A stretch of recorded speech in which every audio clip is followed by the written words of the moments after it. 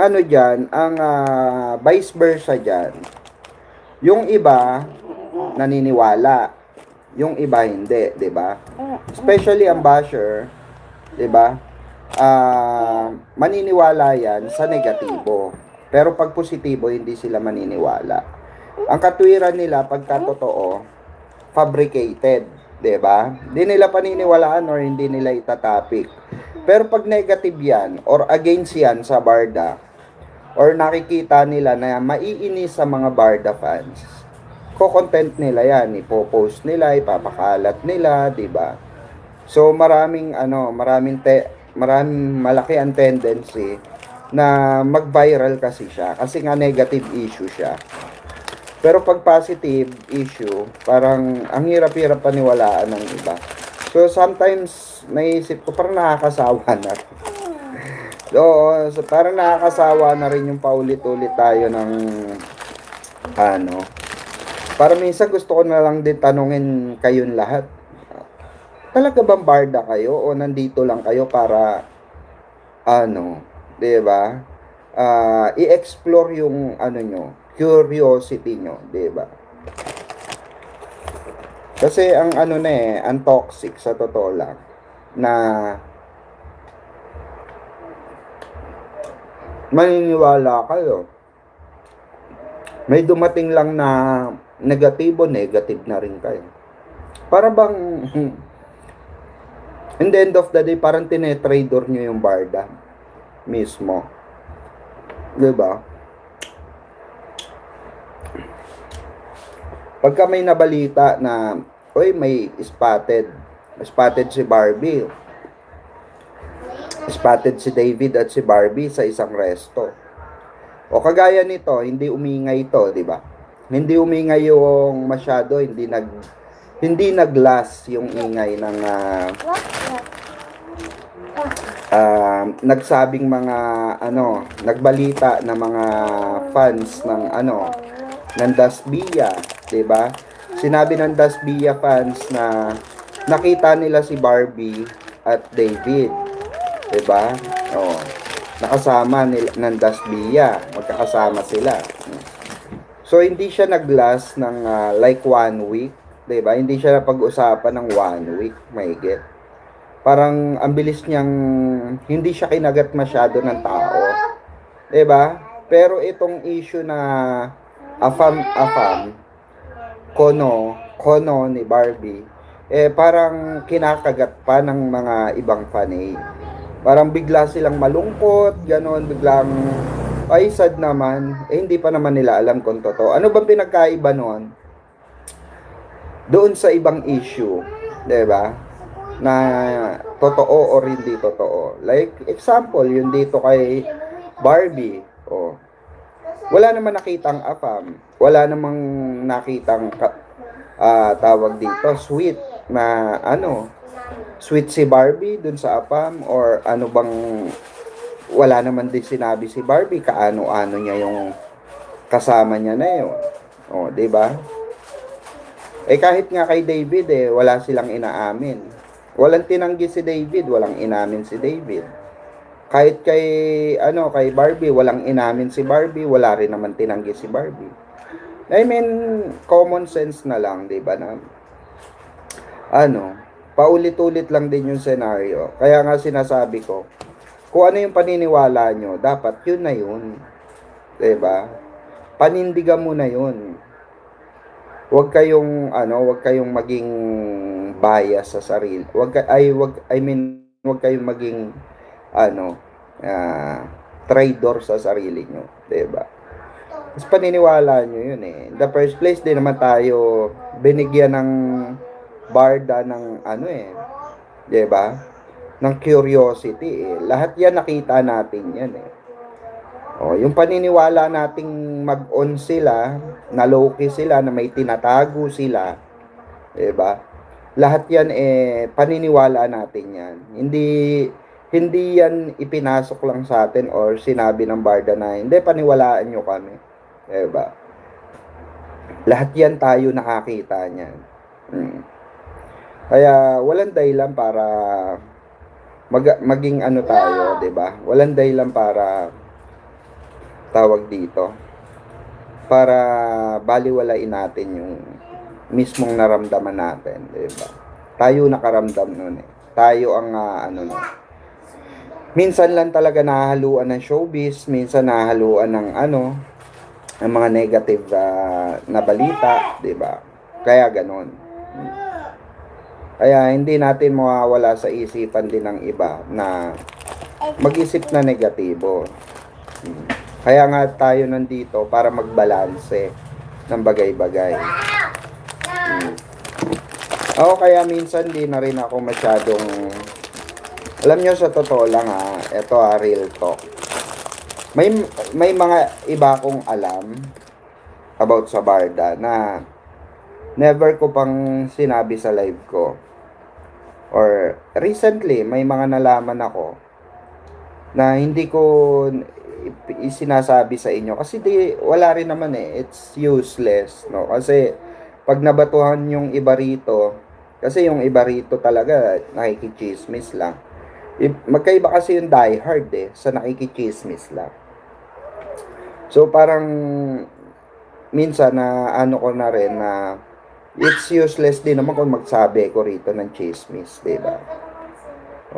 Kung magsabi ko ng na balitaan ko chika about kay Barbie, about kay David, parang yung iba rito mabatuhan lang na negative negative comment, negative issue sa labas ng YouTube like TikTok, Facebook, 'di ba? At sa iba pa parang wala na, 'di ba? Parang nababaliwala na. 21 million viewers tapos 5 likes lang yung ano natin. 5 likes lang yung ano na. Kaya minsan talaga kahit may alam ako, parang tinatamad na akong mag-live. Tinatamad na akong sabihin kasi parang sayang lang yung laway mo, 'di ba? So makipagkwentuhan ka na lang kung anong chismis. Makipagkwentuhan ka na lang ano yung negative, 'di ba? So parang yun na lang yung entertain natin. Total some of you na viewers ko rito, some lang naman, 'di ba? Limited lang naman. Mas ine-entertain nyo pa yung negative rather than positive, 'di ba? Kaya nakakatamad na ring magkwento ng mga ng mga nalalaman minsan. Kaya yung iba pini-PM ko na lang. Mas masarap pa nga yung PM Mas masaya pa nga yung PM. Oo. 'Di ba? Mas masaya pa sa totoo lang yung PM kaysa sa yung mag-live ka. Sasabihin mo sa live kasi parang nagiging nonsense siya kasi nga parang lang naipaglokohan lang din ako sa sarili ko. Parang niloloko ko lang din yung sarili ko. Nahahanap, makikichika ako, babatuan ako ng balita ng mga kaibigan ko sa loob ng industriya. Mga ngala pa sila ng mga chismis sa mga artista. Diba? Saka ayoko nang ipilit yung source natin, 'di ba? Kasi yung source natin, literal na yan, literal na source din ng ibang yan. Source din ng ibang chikadora yan. Yung kaibigan ko, source din ni OG Diaz yan. It's been more fun with real fans because you're talking to a true fan. Correct. And actually marami na ring umalis kasi nga actually yung mga umaalis, di naman natin sila mable-blame. Pero meron tayong karapatan na sabihin weak sila, 'di ba? Weak. Kasi nga yung mentalidad nila hindi pang showbiz. Yung mentality nila hindi pang ganitong direksyon. 'Di ba? Na masaya lang sila pag may naririnig na tama or naririnig na magandang balita, 'di ba? So wala silang direction ika nga. So some of na umaalis talaga.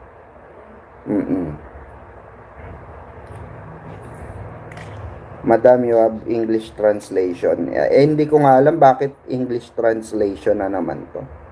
Akin na nga yung phone ko. Wala talagang viewers. Maaga pa kasi. Parang hindi sila sanay na maaga ako nagla-live. Huwag mo yung exit yung saving ha. Diba mga kabarda? Kaya 29, tulad yan, 29 tayo rito. 8 lang yung like ko. Last night, I listened to the live conversation between Ma'am Rockwell and others. They are fun to listen to.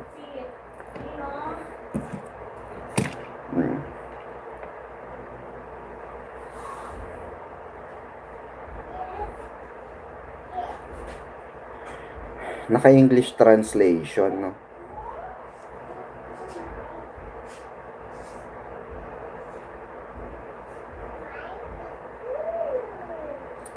Ayan, 31 million viewers. Ang saya nila pakinggan. Kagabi, nakapakinig ako sa live. Usapan nila, Ma'am Rockwell at iba. Mas masaya pa yung GC ng tunay na mga fans, mamang. Kasi, ayan, alam mo na true fan kausap mo. Totoo yan.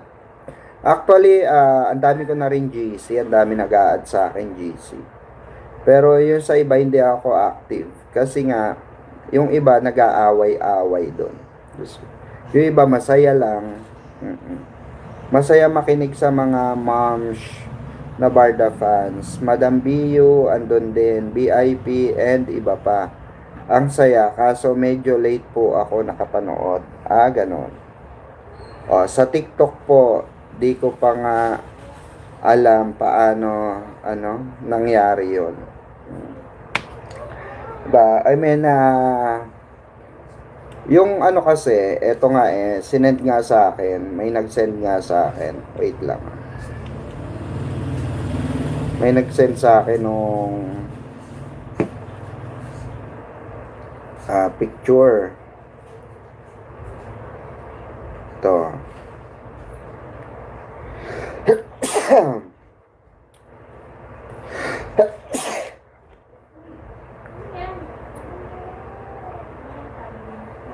Eto.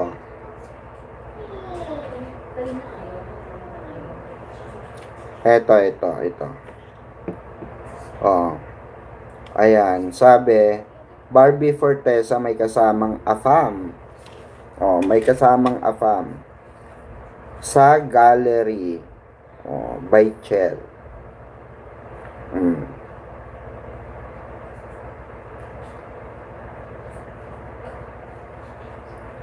Diba? Pero ang dami agad naniniwala. Diba? May mga kumagat agad dun sa issue. Diba?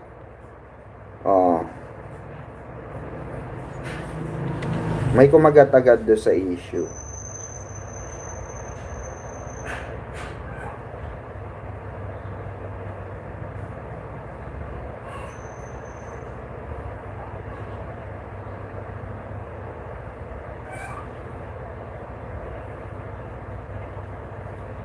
Diba? Kayo na mismo ang tawag dito. Kayo na mismo ang nakasaksi dun sa mga video, kayo na nakasaksi doon sa sa mga behind the scene, diba? Kasi may mga nagme-message din sa akin, Mama, sabi ni Jim, ganito, ganyan, ganun. Minsan hindi ko na kayo nire-replyan about kay Jim. Kasi bakit ba kayo nakikinig kay Jim? Sino ba si Jim? Ano bang katangian ni Jim? Diba? Kailangan yung paniwalaan sa kanya. In the first place, ang dami na nga niyan sablay Diba? Ang dami na nga niyan sablay. And literally, wala naman talaga silang wala naman talaga silang, what do you call this? Wala naman talaga silang source sa hindi nila alam yung totoong nangyayari sa likod ng camera or sa loob ng showbiz. Wala yung mga yan. Yung mga yan, ordinary fan lang din yan na walang koneksyon. Okay? Na nililigaw lang din ng mga balita.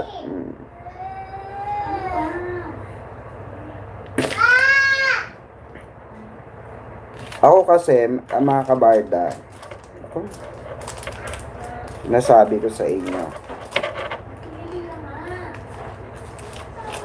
Ako kasi, kaya marami kong mas nagiging tama na chika, mas marami kong tama na nailalabas na balita kaysa kaila Jim Panot. Kasi nga, ako mga kabarda, meron akong talaga mga kaibigan at yung mga sinasabi nila sa akin, sabi ko nga sa inyo, walang dagdag bawas yun.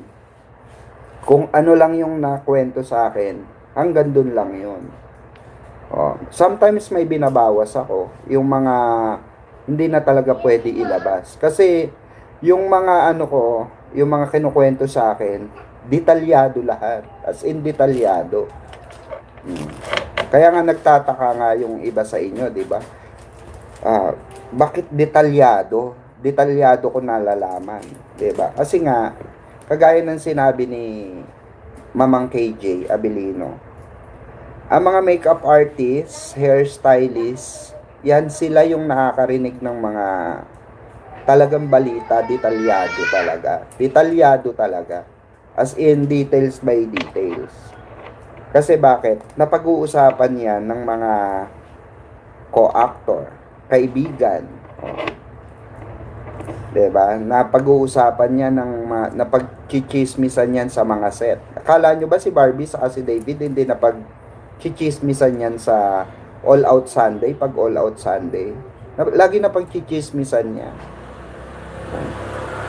Akala nyo ba si David at si Barbie hindi napag-uusapan pagka may guesting si Barbie? Napag-uusapan yan. Tulad nitong tulad nitong sa tawag dito, yun sa Triggered. May inalam ako dyan, pero masyadong sensitibo yung napag-usapan doon. Kaya parang ayaw na nila sa akin, ayaw na nila ikwento pa. Kumbaga parang gusto na lang nilang sa kanila na lang. So yung mga ganung bagay, kailangan irespeto mo yun.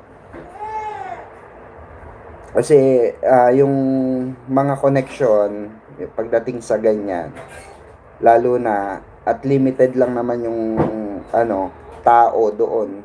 So madaling lalabas, madaling matutukoy kung sinong nagkalat ng chismis. 'Di ba? Unlike dun sa mga set, ayan, na pinagkukwentuhan si Barbie sa si David. Hindi ba kayo nagtataka bakit until now sila pa rin ang pinagchichismisan? 'Di ba? Bakit yung kay Alex hindi na pagchismisan? 'Di ba? Ng mga kasama nila sa trabaho, ng mga kaibigan. Bakit ang kaibigan ni David kaibigan din ni Barbie? Bakit ang kaibigan ni Barbie kaibigan din ni David? I mean, kayo na mag-isip, 'di ba? Kayo na yung sa sarili nyo. Na bakit nga ba ganun? 'Di ba? So there's something ba? Tapos may makita lang kayong kaibigan na kasama or hindi nyo nga alam kung bakla ba yung kasama, 'di ba? Hindi nyo nga alam kung ano ba yung kagaya kay Jameson. Kagaya kay Jameson. 'Di ba? Sinasabi ng mga basher, jowa. Nanligaw, ganyan, nagganon. Pero hindi nila alam totoong behind that scene, 'di ba? Hindi nila alam yung totoong eksena. Hindi nga nila alam na before pa, way back before pa, nababalita na yan si Jameson na binabae, 'di ba? Na Becky. na nagka-issue sa It's Showtime noon, 'di ba? Sa sa mga kasamahan niya o na nanghihipo ng di umano nanghihipo ng ganyan, ng ganun. So, yung mga ganun di umano tatak niya na 'yon. O hindi nga alam nung iba diyan, 'di ba? Pero kasi kami nasa showbiz, nasa loob ng showbiz, alam namin. Ako mako-consider pa rin naman ako nasa loob ng showbiz kasi bakit? Kasi sometimes nakakapasok pa rin naman ako nakakabisita ako sa mga taping ng ibang kaibigan ko. Pag gusto kong pumunta sa shooting ng mga commercial ng artista, nagagawa ko. So, ibig sabihin, it's part pa rin ako. Recognized pa rin ako. At may mga nakaka-recognize pa rin sa akin. Ayan sila Jim. Yan sila Pinote. Yan sila Ship Mulubog. Diba? Showbiz ba yan? Wala sa showbiz yung mga yan. Yung mga yan, binabatuhan lang din ng wrong information yan. Para mag-viral, mag-trending. Ako kasi nasa loob ako ng politika. Nasa loob ako ng showbiz. Kasi politics at showbiz magkaduktong lang yan. Tandaan nyo yan. Halos magkasama na siya ngayon. Kasi nga bakit? Ang showbiz nagagamit ng politics. Ang politics dinadala din sa showbiz. 'Di ba? Connected din siya showbiz. Kasi sino ba mga inaarkila ng mga politics? Ng mga politician? Sino ba mga binabayaran nila? Artista. Kanino ba dumidikit ang mga artista? Na ibang artista? Nawala ng career, nawala ng pera, nawala ng project. Di sa mga sugar daddy nila na 'di ba? Sugar daddy, sugar mommy nila na asawa ng politiko. 'Di ba? Mga politiko. So connected lahat 'yan. Kaya ako, may mga alam ako sa ganyan. Yung mga ganyang bagay, hindi alam nila Jim yan or ng mga basher yan. Hindi alam po ng mga ibang basher yan, yung mga ganyang talagang literal na balita sa loob ng industriya. Yung mga nakikita nyong usually mga balita lang sa labas.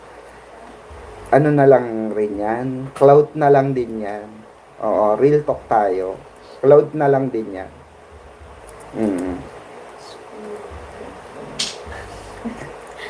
Some of na mga dyan, balita dyan, filtered na yan. Pero merong isipin nyo paano nangyari yon. Ba't naging ganon? Sino ba yung nasa likod niyang na yan, usapin na yan? Bakit nagsimula yung usapin na yan? So kung iisipin nyo, lahat may pattern, di ba? Kaya yung pattern na yon, yun yung nalalaman namin. Paano siya lalabas sa showbiz? Paano siya lalabas sa sa TV? Paano siya lalabas sa social media? Diba? So lahat naman hindi naman lahat alam ko talaga. Kaya nga sabi ko, some of talaga. May mga nalalaman ako, pero limited yung nalalaman ko.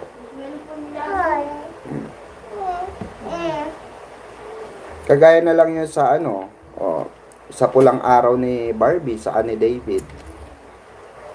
Na hindi naman lumabas sa showbiz, o hindi naman pinaputok ng GMA, hindi rin pinaputok ng mga balita, 'di ba? Pero ang dami nangyayari doon sa loob na hindi nakakalabas sa showbiz. Hindi nakakalabas sa mga fans. Na kanino nyo lang din narinig o sa akin nyo lang din narinig, 'di ba? Kagaya nung eksena ng gala, yung ipapalabas ng ABS 'di ba?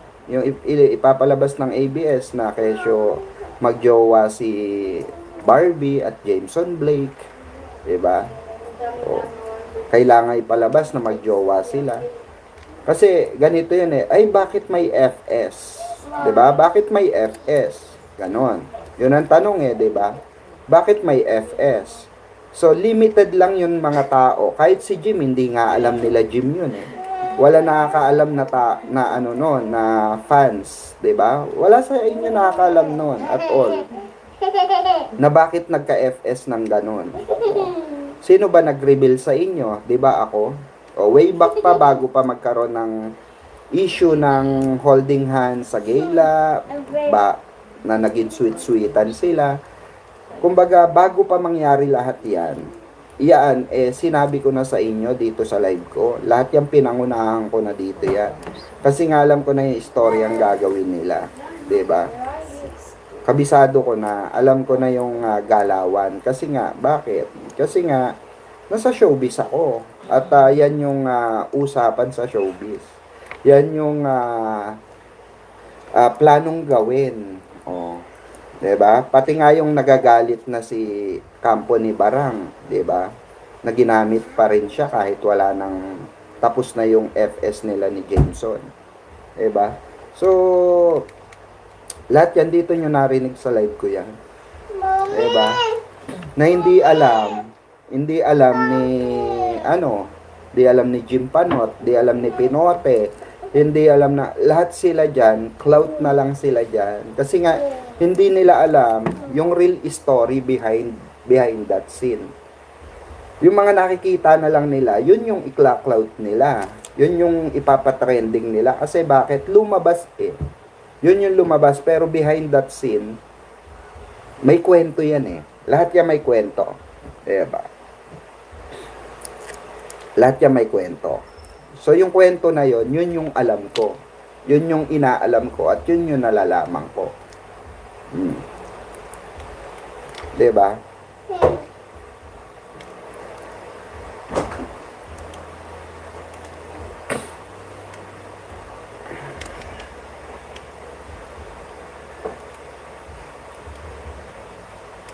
Yes.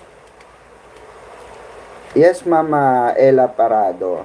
Ayan. Oy, shoutout pala sa kapatid mo, Ma'am Ella Prado. Kay, kay tita, pangalan nun, si... Dito sa live? Hindi. Ay, oh. Tita Rona. Ayan. Rona Parado. Shoutout. Diba? Totoo naman yun, Ma'am Ella.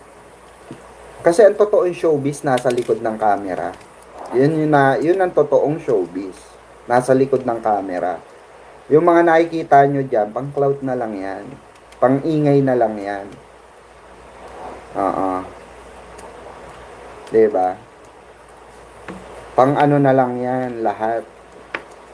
Sinasakyan na lang ng mga creator yan. Kaya nga sabi ko, kung ako sasakyan ko yan, mga ganyang bagay. Oo, madaling magpa-cloud, madaling sakyan yung mga trend. 'Di ba? Madaling sakyan yung mga trend. Lahat na makita mo na lalabas. Oh. Mami, gawa mo ng istorya, gawa mo ng kwento. Madali 'yan. Apakadali sa totoo lang. Pero yung behind, yung kwento niyan, yun hindi nila alam. 'Di ba? Hindi nga nila alam yung hindi nga nila alam yung mga kwento ng hindi nga nila alam yung kwento ng mga paano ba sila nagka-developan. Di nila alam yun, paano sila nagka-developan. Paano na in love, nakaramdam ng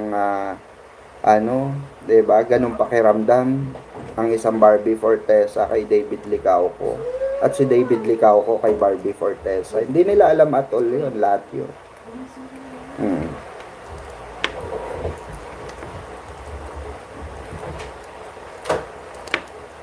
Kasi ang totoong showbiz walang resibo.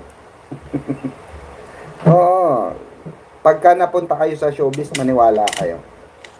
Kahit sino tanungin yung showbiz, personality, magbibigay na lang ng resibo ang mga artista pag willing na silang lumabas at willing na silang pag-usapan. Kagaya kay Alcala at Catherine Bernardo. Example na lang example. Ang napag-uusapan, 'di ba? Napag-uusapan dati cat din, 'di ba? Cat din. Pero yung kay Alcala, yun yung yun yung ni OG Diaz, 'di ba? Eto na lang. Kung merong girlfriend si David Licauco na iba, sa tingin nyo hindi ba kakagatin ni yan? Hindi ba kakagatin ni OG Diaz yan? Diba? Kaibigan niya yung mga yan. Sa tingin nyo ba hindi babalita ni OG yan? Ibabalita ni OG yan, of course. Blind item pa niya yan. Like kay Barbie Forteza. Diba? Kagaya nung kay Jameson Blake at kay Barbie Forteza, 'di ba? Ang dami niyang pinahaging, 'di ba? Kay nung lumabas yung issue about Barbie Forteza, holding hands ni Barbie Forteza at Jameson Blake, ano sinabi ni kinontent ni OG Diaz, 'di ba? Ano sabi niya? Parang mas Barbie naman si parang mas mukhang Barbie si Jameson, 'di ba? Kaysa daw kay Barbie. Doon pa lang alam nyo na mayroong nalalaman sa pagkatao ni Jameson si Manay OG, 'di ba? Si Mamang OG kasi, mga kabarda, pag alam niyang silent, silent, at humingi sa kanya ng na wag kami i-content, ganon. Wag i-content yung mamang, pwede bang atin-atin na lang. Kakausapin niya. Kani-kanila lang.